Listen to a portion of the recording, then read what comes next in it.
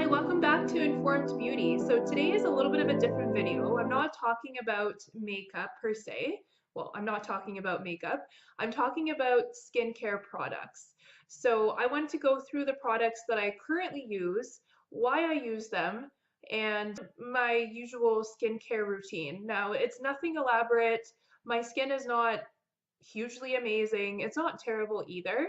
I have found that as I got older, I've had a lot less acne. Like I break out very, very infrequently, which I'm really thankful for because I did have a lot of breakouts in junior high and even upper elementary school, junior high, high school, and now it's just kind of waned out. So my skin by no means is like the ideal for what celebrities talk about or what people aim for, but I just wanted to share with you the products that I use in case you're interested or you think that you can learn something from it. Take whatever you want from it. I thought that it might be interesting. So the first product that I want to talk about is the Neutrogena Moisture Oil-Free SPF 30 Moisturizer, so facial moisturizer. I have mentioned this product in a video about my engagement photo shoot that we had done in Alberta. And I had gone through the process of everything that I put on my face for that shoot. And I had mentioned that I was using this. So I still use this. And the reason I use it is because it has SPF 30, first of all. So it's good to protect your skin from the sun. And even though I live in Canada, I know cancer societies, physicians recommend that you still use, dermatologists still recommend that you still use an SPF product, even if you live further up north, just because there are still sun rays that you get exposed to even in the winter time. So I've been using it year round, and the other reason I like it is because it's oil free, it's very lightweight, so it's good for somebody like me that has oily to combination skin, so it's not an oily kind of slick formula that makes your face shiny. I found that every other SPF product that I have tried was always somehow shiny on my face. This is the exception. So if you have issues with SPF products, try this because it does not make your skin or your face look oily like every other SPF product I've tried.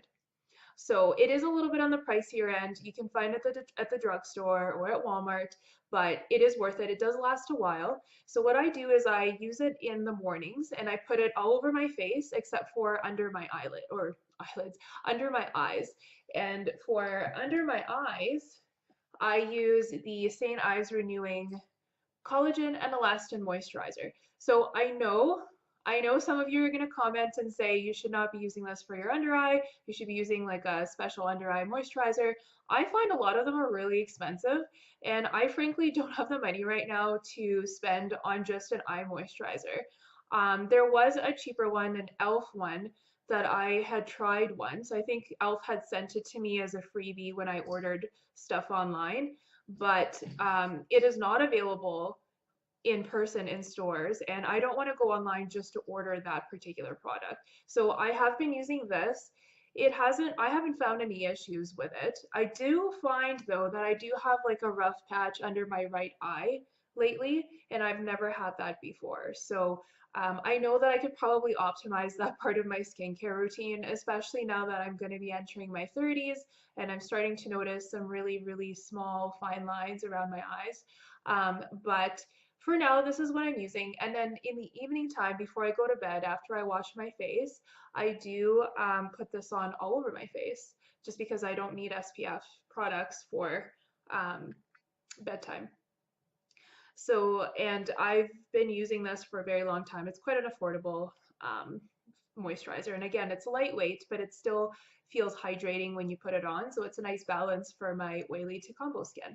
Speaking of washing your face, I guess I should have started with this product, but this is my go-to for my facial cleanser. So it's the Spectro Sensitive Skincare Cleanser for blemish-prone skin. And it's fragrance-free. It's the purple one. So I know that Spectro has a couple of other cleansers and they have different color codes. So this is the purple one and it's for blemish prone skin. So even though like I mentioned, my skin is not super blemish prone anymore, I still take precautions because I do sometimes break out. Like this month, for whatever reason, my skin decided to break out more. So I've had breakouts all around my mouth, which is really uncommon for like, and my chin. I haven't had that happen in a very long time. But that's why I use this, just to keep that at bay. I find that it helps prevent breakouts that happen. And it does have a unpleasant smell, kind of like a medicinal smell to it. It's fragrance free after all as well, so there's no pleasant scent to cover that up.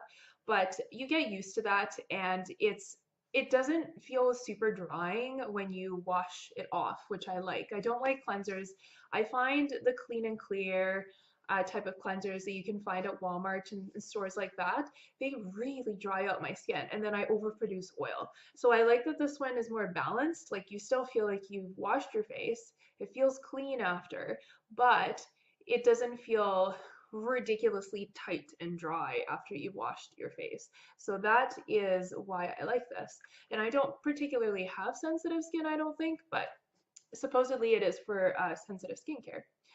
So that is why I have been using that product, and this does last a while. And I'm trying to remember where it's cheaper for you Canadians specifically, because I know they sell it at London Drugs, or at least they used to, but now I can't find it at London Drugs. I think Walmart is probably the cheapest place that I've seen in Canada where it's sold. But that is my facial cleanser, my typical one. Speaking of cleansers again, I do have a scrub, and I rotate between two different scrubs. So sometimes I'll use the Aveeno one. I don't remember what it's called, but it's from Aveeno, and it's meant for radiant skin, but it's very expensive. So sometimes I'll buy this one instead. And this is the St.Ives Radiant Skin Pink, Lemon, and Mandarin Orange Scrub. It says that it polishes away dullness for radiant skin, paraben-free, dermatologist tested, oil-free. And it says here that you can use it up to 3 to 4 times a week. I find that I, again, overproduce oil if I scrub my face that often, even though this is considered a moderate exfoliation factor. So if you see on the back, it says exfoliation factor, gentle, moderate, deep. This is considered moderate. I actually find that they've reduced the exfoliation factor of this product. They changed the packaging, but since the package changed, I feel like the formula is a little bit different. It's less scrubby. So I do feel okay using it a couple times a week, but I don't think I would use it up to 4 times a week personally for my skin. Your skin could be different, your comfort level with it could be different, but it does help get rid of that. Like, it helps your skin look more radiant and less dull. Although I do find that the Aveeno one is more effective. My skin looks more glowy after I use it. And I think maybe just the beads are more, there's more beads in that product. I'm not 100% sure.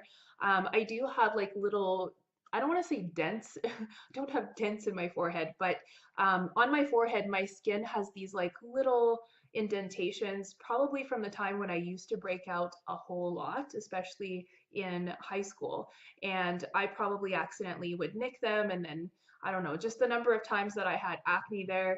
I didn't have cystic acne or anything major like that, but still it was significant where it did leave like little marks. So my forehead, my skin on my forehead is not perfectly smooth, so to speak. So I find that when I use products like this, like with micro beads in them, like not the really large apricot scrub ones that St.Ives has, but more so the smaller beaded ones, like the minimal to moderate exfoliation, or the ones that have the smaller beads. I find that helps my skin look smoother, so less, those indentations are not as obvious, and it just looks more like it glows. It removes those dead skin cells. So that's my scrub. And then from time to time, I'll use an astringent. I rarely use it. I honestly can't remember the last time I used this. But from time to time, if my skin feels really gross or like extra oily, I'll just take a cotton ball and I'll swipe this all over my face, and it just feels refreshing, and it gets rid of some of the gunk and stuff that's on my skin. And that only really works if I don't have makeup on that day, or if I just have eyeshadow and I'm wanting to just refresh my skin really quickly without washing it. But again, I haven't used this in a very long time. I believe most of these will have alcohol. This says it has salicylic acid acne medication in it as well. I chose a sensitive skin one just in case, just so that it's a little bit less harsh And of course, they usually have these products, the astringents, they always have alcohol in them. So I personally don't think that you would want to use them a whole lot because it can be drying. But now that's my usual kind of scrub, facial moisturizer situation. Now for face mask, I've been trying to use face masks more often, partly because my skin just feeling dull or looking tired, and it's just kind of like a little pick me up. It's a little treat for myself. Some self-care. I just enjoy doing it, but also because I've accumulated quite a few face masks, so I've been trying to use them more regularly. Because sometimes what happens is I'll use face masks regularly and then I'll forget, and then they'll just sit there for a couple months or even more than that. So I've been trying to use them more regularly to see if there's any change in my skin. But the ones that I've been using the past 6 months to a year or even more would be this Freeman Feeling Beautiful brand. And I got this from Walmart. This particular one is oil absorbing mint and lemon clay mask. Instantly refreshes and controls breakouts for clear skin. So this is for oily breakouts prone skin.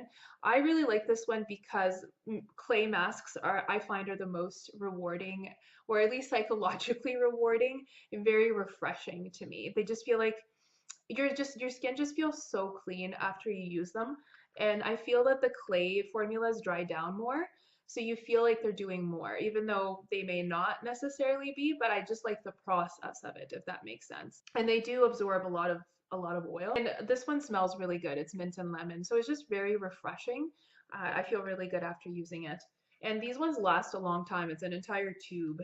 It's not just a one use. And from time to time, I'll use these Sephora clay masks. This is a purple one. It's a moisturizing and smoothing version. There's all kinds that you can find at Sephora. This one doesn't dry down. You just kind of keep it on and then you wash it off. And I often will use the Balea. I'm not sure if I'm pronouncing that right. Balea has a bunch of different versions. This is the oil removing mud mask with tea tree oil, purifies and refreshes skin, but they have a bunch of different ones for hydration, for detoxification, all kinds of masks. You can find these at the drugstore. In Canada, I have seen them at Shoppers Drug Mart specifically, maybe Rexall, I'm not 100% sure, but I often will have a bunch of these. And these ones I find are one-time use. I don't know if anybody's been able to make it last more than one use. And recently, I picked up these from Nordstrom, or Nordstrom Rack, I believe. So this is a brand called Naturally Upper Canada. I've never heard of it before, but I've already used a couple of these, but the ones that I still have left are the Coconut Face Sheet Mask. This is a sheet mask. This one is for nourishing, helps to hydrate and nourish. And then the other one was antioxidant, helps reduces redness and puffiness, blueberry face sheet mask. So I actually am not a huge fan of sheet masks, or I wasn't until more recently. And more recently I've noticed is I'm more likely to use a face mask if it is a sheet mask, just because I don't have to spend time washing a sheet mask off after. I just have to rub in the product that was on the mask and that's it, you're done. Whereas with any other mask, you have to wash it off and it's just messier. So this is kind of a lazy person's face mask, but I've been trying both just to see if it makes a difference. For me, it's more of a lot of it is psychological. I just enjoy the process, and my skin does feel and look better to me after I use all these masks. I haven't noticed any specific mask that where my skin looks better per se, but I do have to say that after sheet masks, I don't notice as big of a difference visually, where my skin looks smoother or more like it's glowing more. It's just I see less of a difference with sheet masks versus clay masks or any other mask you have to rub on and wash off. I believe that's it for the products that I've discussed here. I think I'll wrap it up here just because it is getting to be a bit of a long video, but comment down below and tell me what your skincare routine is. Like I said, mine is definitely not anything elaborate. It's nothing special. I just wanted to share with you what I do. And then if there's any products or any eye creams that you found in the drugstore that are not insanely expensive, comment down below. Let me know, because maybe I'll try it. Maybe I'll actually try it out instead of using this for my under eye. But that is it for me today. please subscribe to my channel if you haven't already, and give this video a thumbs up if you are enjoying the content, and I will see you guys soon. Bye.